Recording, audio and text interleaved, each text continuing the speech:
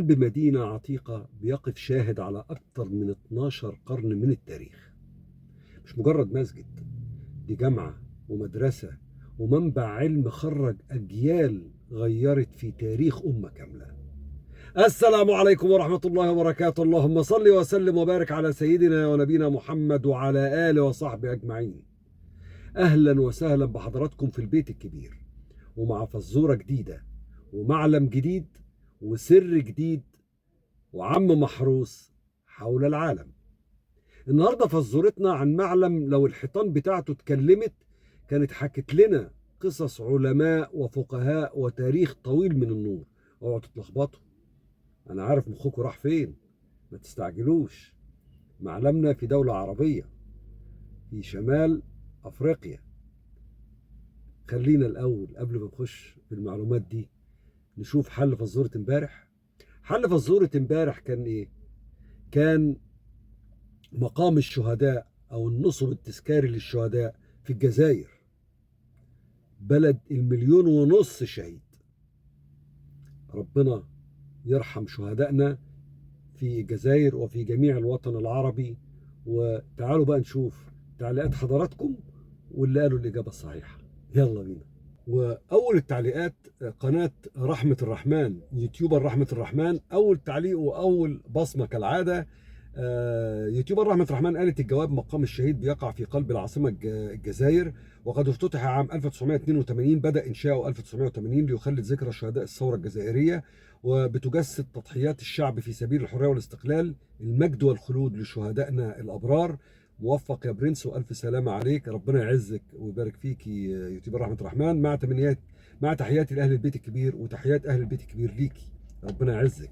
عندي قناة سهام من قلب الجزائر، يوتيوبر سهام برنسيسة الجزائر، قالت: منور الدنيا كلها، أطيب خلق الله، تحياتي الخالصة لك مع وفر التقدير والاحترام لكل أهل بيت العيلة الكبير، ربنا يعزك ويبارك فيكي يوتيوبر سهام. الإجابة: مقام الشهيد يقع في بلدي دولة الجزائر، عاصمتها الجزائر. بالتوفيق برنس بيت العيلة الكبير وبالتوفيق ليكي. بتقولي بيقع في بلدي، دي بلدنا احنا كمان.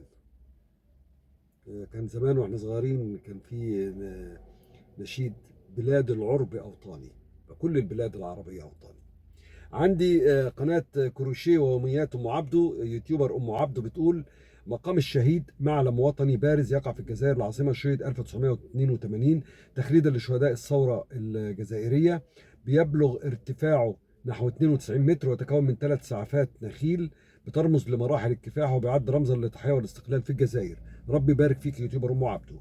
عندي قناة لبنى عبد العزيز، يوتيوبر لبنى عبد العزيز برنسيسة الدراما، قالت: هو مقام الشهيد أو رياض الفتح هو نصب تذكاري شامخ في الجزائر العاصمة، وتم تدشينه في 5 يوليو 1982 بمناسبة الذكرى العشرين لاستقلال الجزائر تخليدا لشهداء الثورة. بيقع في حي الحامة، بيبلغ ارتفاعه 92 متر ويتكون من 3 سعفات نخيل خرسانية ضخمة ترمز للزراعة والصناعة والثقافة، ويحتوي أسفله على متحف المجاهد. مساء الفل والياسمين، منور يا برنس، نورك يا ست الكل، ربنا يبارك فيك ويعزك. عندي قناة مطعمي جنة نونو، يوتيوبر مها ملكة القلوب، قالت: تحياتي لك يا برنس البرنسس، تستاهل كل خير والله العظيم، ربنا يخليكي. قالت ندخل في الموضوع بقى على طول، وضحكت، ربنا يدوم ضحكتك يا رب. قالت: حل الفازورة ومقام الشهيد شيد 1982 تخليدا لشهداء الثورة. ارتفاعه 92 متر ويتكون من 3 عمدان رمزا لمراحل الكفاح والتضحية والاستقلال. موفق يا كينج. كينج دي ما سمعتهاش من زمان. وبعدين قالت حاجة، وبعدين قالت: عارف يوتيوبر معها، ربنا يعزك ويبارك فيك. عندي بعد كده قناة نصائح عامة، يوتيوبر نصائح عامة، قالت: تحياتي لحضرتك واهل البيت الكبير، المعلم مقام الشهيد في الجزائر، كل يوم بنعرف معلومة جديدة وبنستفيد، بارك الله فيك، رمضان كريم عليكم وعليك يا ست الكل، وربنا يعزك ويخليكي لينا يا رب. عندي قناة الكلام الجميل، يوتيوبر احمد، بيقول: مساء الخير يا برنس. مساء الفل يوتيوبر احمد. قال: هو مقام الشهيد في الجزائر، تحياتي لك يا برنس واهل البيت الكبير، وتحياتنا ليك يا يوتيوبر احمد. عندي قناه اكل شعبي مع ام نور، يوتيوبر ام نور، قالت بقى ايه: نصب الشهيد بيقع في مدينه الكويت، افتتح عام 1982، يتوسطه شعلة مشتعلة دائما، وتصميمه عبارة عن 3 أجنحة خرسانية ضخمة متقابلة وممتدة للأعلى بشكل مميز بيخلي شهداء الكويت، ويعد رمزا وطنيا مهما جدا، وأي زائر للعاصمة بيحرص على المرور به. ربنا يعزك، وشكرا على اجتهادك ومجهودك يوتيوبر أم نور. وزي ما قلنا ما طلعش هو المعلم بتاعنا بتاع فزورتنا أو حل فزورتنا النهاردة، ولكن هي عرفتنا معلومة في الكويت، يعني استفدنا برضو. فربنا يبارك فيك يوتيوبر ام نور، وانا شاكر لحضرتك اهتمامك وتقديرك للمحتوى، وربنا يبارك فيكي، واي معلومه بتقوليها بنستفيدوا منها.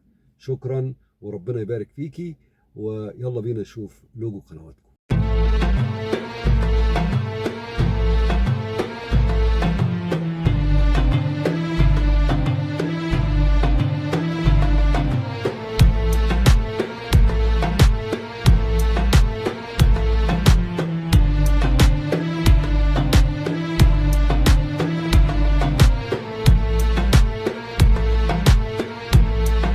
وجه ميعادنا مع فزورة النهارده.